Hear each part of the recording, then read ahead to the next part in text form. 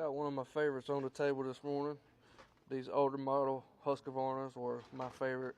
We sold Husqvarna back in the early 90s and the early 2000s. I mean, for years and years we were Husqvarna dealers, and they were really good product back in the day, but they've just gone downhill in my opinion on their residential stuff. Their commercial stuff is still top notch, but they fell off whenever they started selling their name to Poland and all that junk. But the old Sweden-made Husqvarna products are top tier. And that's what really made my dad's business grow back in the early 90s was Husqvarna. I mean, that was his brand. But anyway, these 340s and 350s are still really good saws. This one's been setting up, as you can see, got a bunch of barn dust all over it.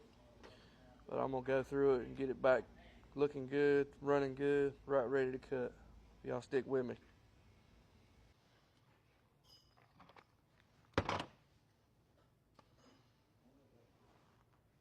Not too bad.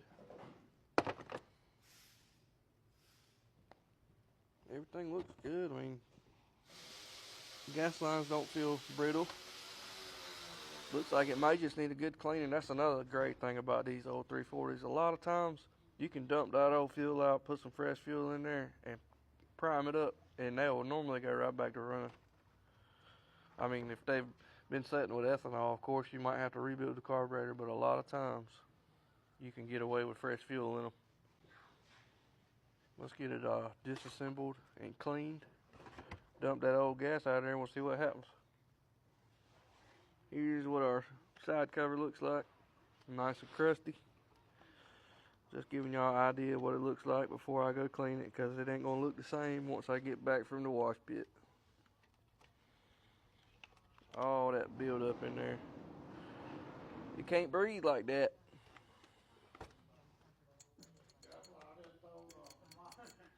But that's about all there is to take off of it. We're going to go. We're going to go clean it now. Get it looking top notch.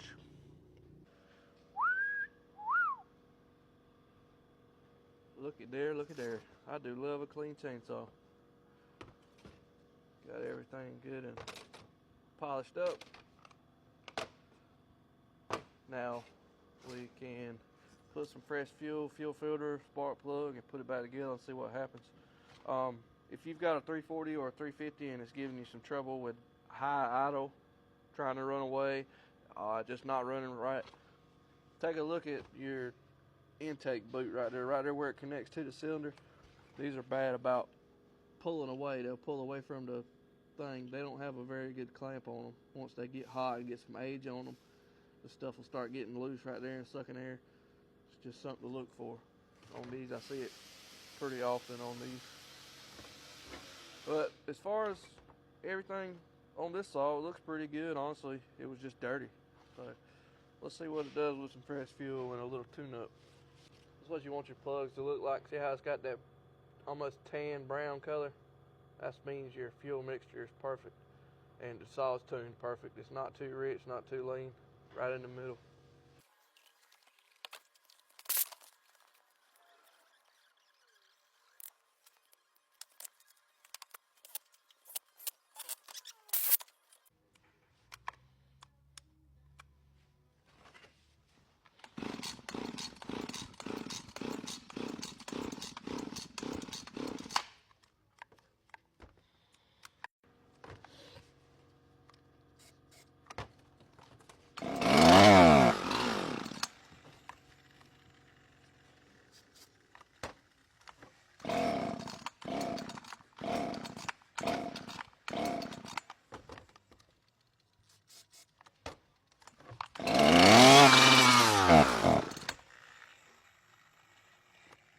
Alright, so I was talking about how good these Huskies are. This one's, I'm going to have to go into the carburetor. You can tell it's not getting enough fuel transferred through it. So let's open it up and see why. Alright, I got the car jibby rotator off. Let's open it and see what's going on in here. Looks brand new on that side.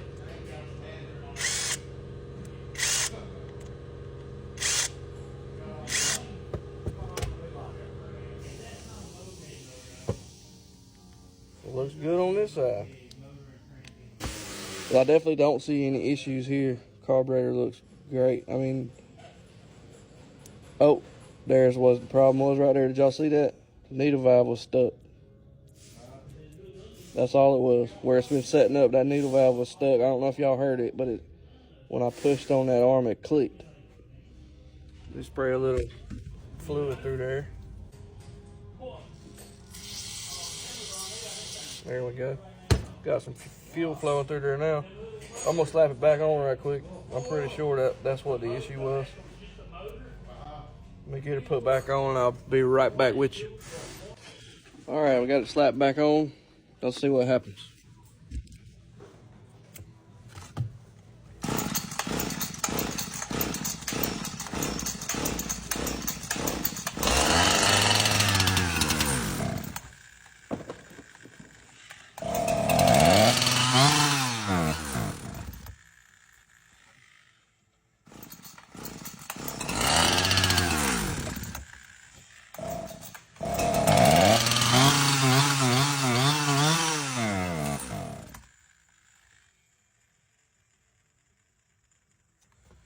Alright, it's doing a little better than it was before, but it still ain't right.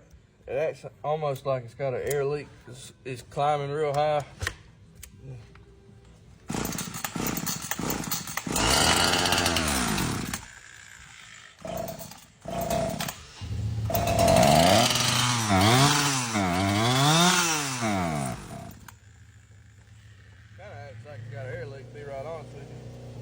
Alright, as I was dissecting it, going a little deeper into it, I was actually going for the boot right here.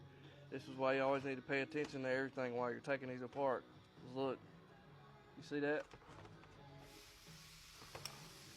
Got a cylinder bolt has fell out, and that's where our air leak's coming from.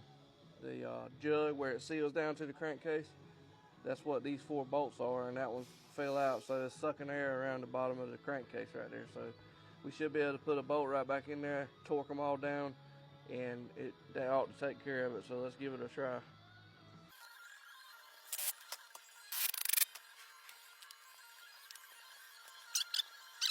This out. This is a little snap-on wrench my dad had passed down to me.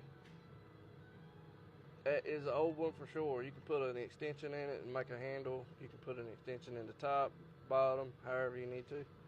If anybody knows a year model with that right there, let me know. I'm curious. This thing has been with us for a long, long time. We'll put it right back in the box. But that right there tells me that that's definitely our problem, because all 4 of them were loose. Well, excuse me, the other 3 were loose. That one was always fell out. But we ought to put it back together now, and it should scream. So let me get it back together. We'll be right back. All right, it's the moment of truth. Let's see if that fixed it. Oh, yeah.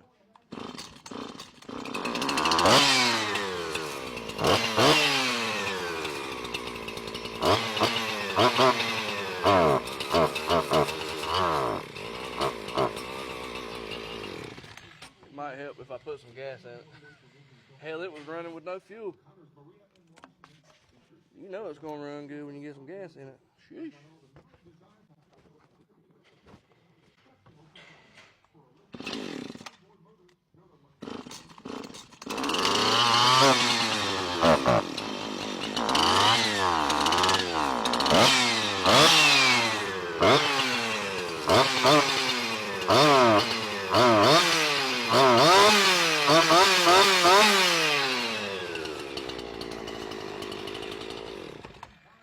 That's a diag and a repair.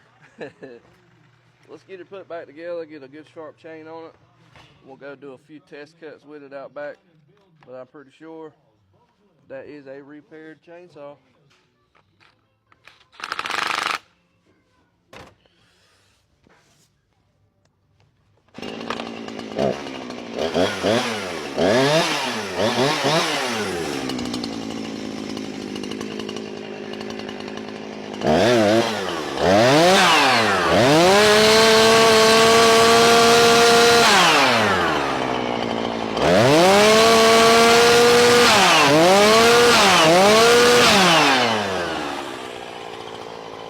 That's what you want to see coming out of your oil pump.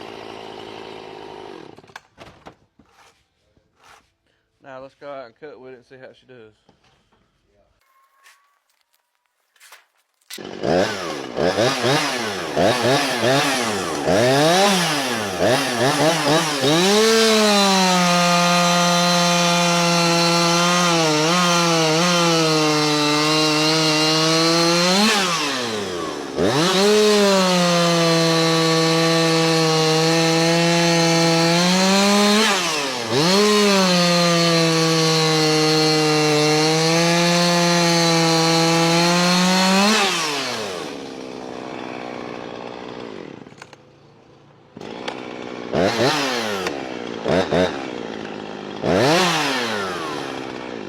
Well, as the famous check engine Chuck would say, that's a diag and a repair. I hope y'all enjoyed. I hope you learned something. And as always, y'all keep wrenching.